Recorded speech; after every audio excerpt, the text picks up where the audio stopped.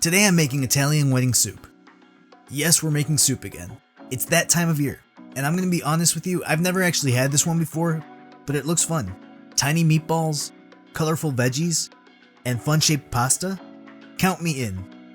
Will from Idiot Proof Cooking made some beautiful Italian wedding soup last month, and I've been craving it since. If you don't already know Will, go check out some of his videos and subscribe. He makes a lot of tasty comfort food while keeping it simple. Idiot Proof. You can turn on subtitles by pressing the CC button, or check out the full list of ingredients in the video description.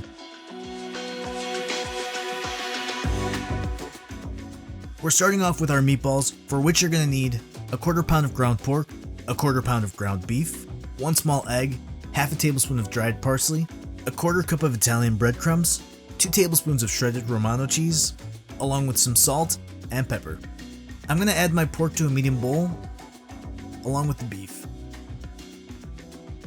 Next, let's crack in a small chicken seed, one-handed if you're fancy, followed by the parsley, breadcrumbs, and Romano cheese. Lightly mix everything together. Oop, almost forgot the pepper and salt. Just a few pinches of each. Like I was saying, just lightly mix it together, making sure not to overwork it or the meatballs will come out tough.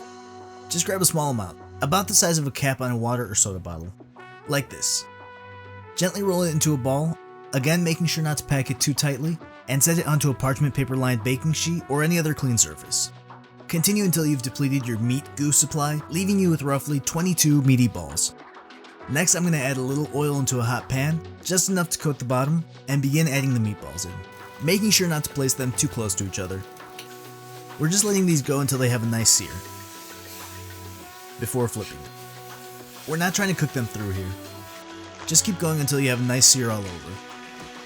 Just look at that f***ing sizzle. Once you're happy with your sear, transfer the meatballs back onto a clean surface and set aside. Moving on to the soup, you'll need half a cup of carrots, diced, half a cup of celery, diced, half a cup of onion, also diced, 2 cloves of garlic, not diced but minced, 32 ounces of chicken broth, 1 teaspoon of Italian seasoning, about 3/4 of a teaspoon of salt, half a teaspoon of pepper, half a cup of acini di pepe pasta, and 4 ounces of spinach. We're going to start off by pouring a little oil in a warm pot and adding in our carrots, celery, onion, and cooking over medium-low heat until they've almost reached your preferred doneness. Add in the garlic and cook another minute or so, before reaching for the chicken juice and pouring that in. In go the Italian seasoning, salt, and pepper. Then mix together and bring the pot to a boil. I love how easily this comes together. We're now going to add in our pasta and meat buddies, one at a time I guess.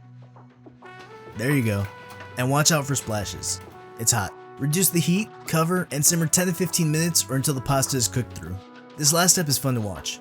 Add in the spinach, all of it, press it down, and watch as it disappears into the soup. Just cook it down until the spinach is fully soft and wilted. That's it, you're ready to serve. This soup is surprisingly easy to make and looks great. Super photogenic with all those colors. All that's left is to top it with some more shredded Romano cheese, or Parmesan if you want a milder cheese flavor. I may have added a little too much cheese because I was loving the slow-mo shot, but add as much as you want. Alright, now we're ready to try it, and I am so excited. That's good. As I just said, this came together really easily and quickly, and it looks and tastes great. The broth is super flavorful with the chicken, Italian seasoning, and even the meatballs contributing to its flavor. The meatballs are tender, flavorful, and moist. And the veggies are perfectly cooked and bring tons of extra flavor and texture to the soup. This recipe should give you about 4 servings. If you have leftovers, I just recommend adding a little water when reheating, as the pasta will have soaked up a majority of the liquid. This just may become a new staple for me. I highly recommend you give this simple soup a try. I'd love to see how your soup came out. Share a picture on Instagram and tag me at Michael with 4 H's. If you liked this video, don't forget to give it a thumbs up, and if you'd like to watch another video, you can click the card over on the right. I hope you enjoyed the video. If you did, please consider subscribing. I'd love to have you around, and I hope to see you all next Thursday. Thanks for watching.